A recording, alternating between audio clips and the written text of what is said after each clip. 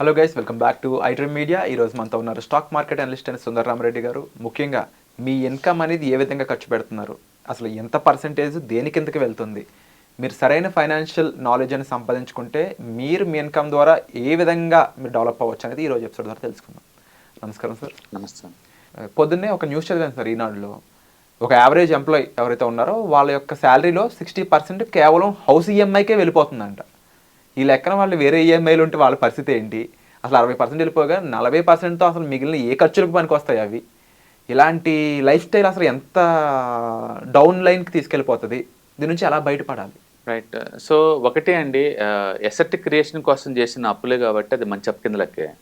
అందుకని ఈఎంఐలు కట్టినంత మాత్రాన అది బ్యాడ్ డెట్ ఏం కాదనమాట. అది మంచి డెట్టే ఉంటుంది ఓవర్పు డెట్ టైంలో. కాకపోతే ఇక్కడ ఏం జరిగిందంటే లాస్ట్ 4 yearsలో ఈ asset rates too much fast పెరిగింది రియల్ ఎస్టేట్ పర్టికులర్గా. అంటే కోవిడ్ టైంలో తక్కువ రేటుకే లోన్స్ దొరికినాయి. వరల్డ్ వైడ్గా 0 ఇంట్రెస్ట్ రేట్స్ ఇస్తారు వరల్డ్ వైడ్గా. అయితే అబ్రాడ్లో ఏంటంటే ఫిక్స్డ్ ఇంట్రెస్ట్, ఫ్లోటింగ్ 2 రకాలుగా ఉంటాయి. మనం ఫిక్స్ చేసుకున్నాం అనుకోండి, నెక్స్ట్ వడ్డీ రేట్లు పెరిగినా సరే మనకు సంబంధం లేదు ఇంకా. అందుకని అమెరికాలో చాలామంది 0% దగ్గర లోన్ తీసుకున్నారు 30 years, 1% దగ్గర లోన్ తీసుకున్నారు. అట్లా తక్కువ వడ్డీకి ఉన్నప్పుడే వాళ్ళు లోన్ తీసుకొని లాక్ వేసుకున్నారు. ఇండియాలో అలా కాదు. ఇక్కడ ఇండియాలో ఫిక్స్డ్ అంటారు తప్ప యావరేజ్ చేస్తారు తప్ప ఫిక్స్డ్ ఏం లేదనమాట. ఇక్కడ ఫ్లోటింగ్ అంతా. అందుకని ఆర్బీఐలో వడ్డీ రేట్లు పెంచితే ఇక్కడ అన్ని హౌసింగ్ లోన్స్ అన్ని పెరిగిపోతాయి బై డిఫాల్ట్. అందుకని ఇండియాలో కోవిడ్ అప్పుడు తక్కువ వచ్చిందంటే 6%కి వచ్చిందండి. ఇప్పుడు కాస్త ఆల్మోస్ట్ 9కి వచ్చేసింది అనమాట. అంటే ఆల్మోస్ట్ 50% పెరిగింది ఇక్కడ వడ్డీ రేట్లు కోవిడ్తో పోల్చుకుంటే. ఆ టైంలో ఏంటంటే ఇక అందరూ ఐటీ వాళ్ళకి రెండు జాబులు చేసుకుంటూ అంటే ఎక్కువ మంది అగ్రెసివ్గా వెల్త్ క్రియేట్ చేసుకుంటూ ఈ లోన్స్లో ఇల్లు కొన్నారు బాగా. దాంతో ఏంటంటే ఎంత అంటే శాలరీలో 50% 60% ఈఎంఐలో పెట్టి మరీ లోన్ కొన్నారన్నమాట. ఇవాళ రేపట్లో కపుల్స్ వర్క్ చేయడం అనేది మామూలు విషయం. అందుకని లోన్స్ ఈజీగా ఇద్దరు శాలరీలో 50% ఇస్తారనమాట. అట్లా మెజారిటీ శాలరీస్ అన్నీ కూడా ఈఎంఐ ఫార్మాట్లోకి వెళ్తున్నాయి. అయితే ముందు రోజులు ఎట్లా వెళ్తుందంటే యాక్చువల్గా ఇండియా మొత్తం మీద అగ్రెసివ్గా ఇళ్ల రేట్లు పెరిగింది గత 4 సంవత్సరాల్లో హైదరాబాద్ సిటీ అండి. ఎంత అంటే ఆల్మోస్ట్ 80% పెరిగింది ఈ మ్యాజిక్ బ్రిక్స్ వాళ్ళ సర్వే ప్రకారం. అండ్ ఇదే పెరుగుదల ఇండియా మొత్తం మీద ఉంది, యావరేజ్ మీద 9% అండి. ఇండియా మొత్తం మీద యావరేజ్ మీద 9% పెరిగింది. ఆర్బీఐ అఫీషియల్ డేటా ప్రకారం ఇయర్ మొత్తం మీద సంవత్సరానికి యావరేజ్ మీద గత 10 సంవత్సరాల్లో 10 to 12% పెరుగుతుంది real estate rates RBI official data ప్రకారం.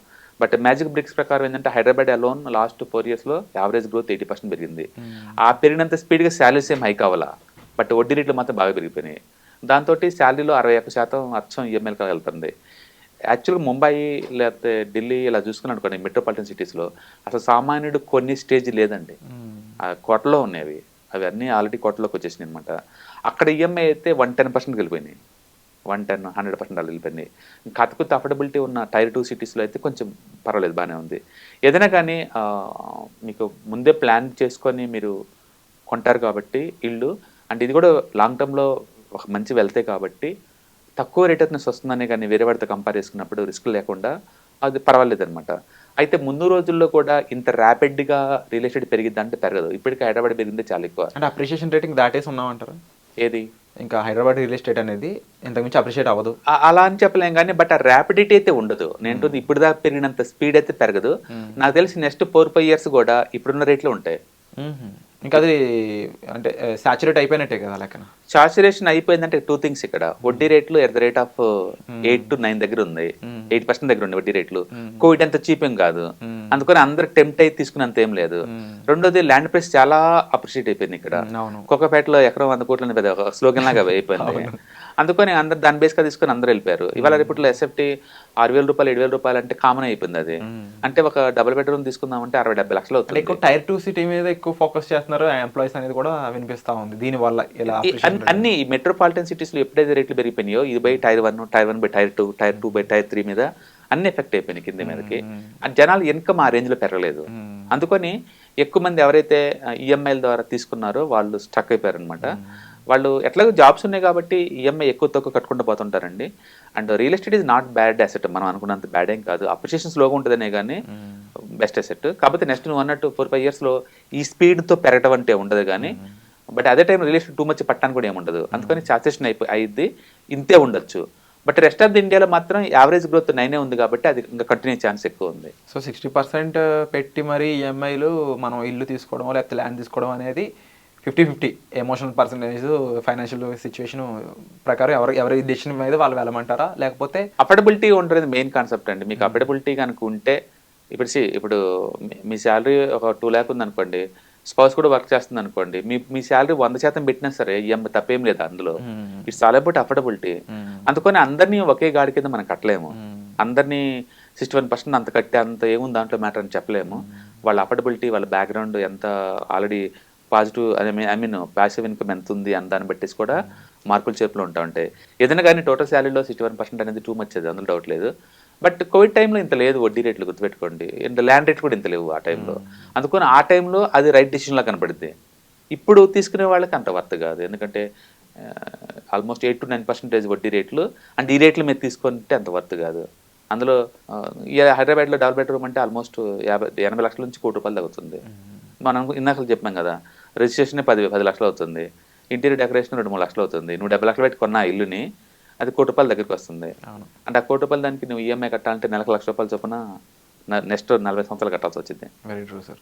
అందుకని అఫోర్డబిలిటీ ఉందో చెక్ చేసుకోండి, లేకపోతే ప్లాన్ చేసుకుంటే కనుక చేసుకోవచ్చు. But and of the day ఎవరైనా ఇల్లు కొనాల్సింది గుర్తుపెట్టుకోండి ఏదో స్టేజ్లో. బట్ ఫైనాన్షియల్ నాలెడ్జ్తో వెళ్ళి స్ట్రాటజికల్గా కొనడం అనేది తెలివైన పని అవుతుంది అనేది నేను ఏంటంటే డైరెక్ట్గా శాలరీస్ హార్డ్వేర్ వర్కింగ్ మీద డబ్బులు సంపాదించే సంపాదన అది. వాటిని ఇలా ఈఎంఐల కోసం ఖర్చు పెట్టే బదులు ఎస్ఐపి రూపంలో మార్కెట్లో పెట్టుకొని లాంగ్ టర్మ్లో 15% లా పెంచుకోవడం బెటర్ అనమాట. అందుకని తక్కువ డబ్బులు ఉన్న వాళ్ళందరూ కూడా మీ డబ్బులు ఎలా గ్రో అవుతుందో ఫోకస్ చేసుకోండి. Yearly average 50%. అలాగని చెప్పేసి 4 సంవత్సరాల క్రితం రియల్ ఎస్టేట్లో చేసి కొన్న వాళ్ళందరూ బ్యాడ్ ఏం కాదు కదా, ఎందుకంటే ర్యాపిడ్గా పెరిగినాయి కదా అసెట్స్. ప్రతి స్టేజ్లో ప్రతి అసెట్ కూడా కొన్నిసార్లు బ్రేక్అవుట్ అయ్యి చాలా ఫాస్ట్ పెరుగుతాయి, కొన్నిసార్లు స్లోగా పెరుగుతాయి. ఇప్పుడు కండిషన్ అయితే స్లోగా పెరిగే కండిషన్, కోవిడ్ టైంలో అయితే ఫాస్ట్గా పెరిగే కండిషన్, ఎందుకంటే వడ్డీ రేట్లు తక్కువ ఉన్నాయి కాబట్టి. ఇప్పుడు అంత వడ్డీ రేట్లు ఎక్కువ ఉన్నాయి కాబట్టి ఇప్పుడు అంత పెరగదు. ఇప్పుడు అంత వడ్డీ తీసుకోవటం వేస్ట్. ఏదైనా కానీ వడ్డీ రేట్లు ఎప్పుడు అప్ అండ్ డౌన్ అవుతూ ఉంటాయి. మీరు ఎమోషనల్గా టెంపరీగా వడ్డీ రేట్లు తగ్గినాయి కదా అని చెప్పి తీసుకోవడం కుదరదండి.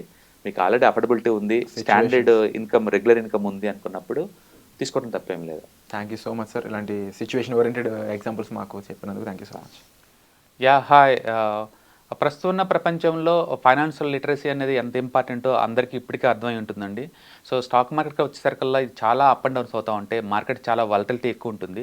వేరే అసెట్ క్లాస్తో పోల్చుకుంటే ఇక్కడ టూ మచ్ వాలటిలిటీ ఉంటుంది. సో దీన్ని ఎలా హ్యాండిల్ చేయాలి, and ETFs, index funds, mutual funds ద్వారా ఎలా మనీ మేక్ చేసుకోవచ్చు, ఇది టోటల్ మీకు ప్యాసివ్ ఇన్కమ్ లాగా as well as active income లాగా ఎలా ఉపయోగపడుతుందో ఈ ప్రోగ్రామ్ ద్వారా మీకు నేర్పడుతుంది. కాబట్టి ఇంట్రెస్ట్ ఉన్న పార్టిసిపెంట్స్ ఈ కింద రోల్ అవుతున్న నెంబర్కి పింగ్ చేసుకొని సీట్స్ బుక్ చేసుకోండి. Thank you.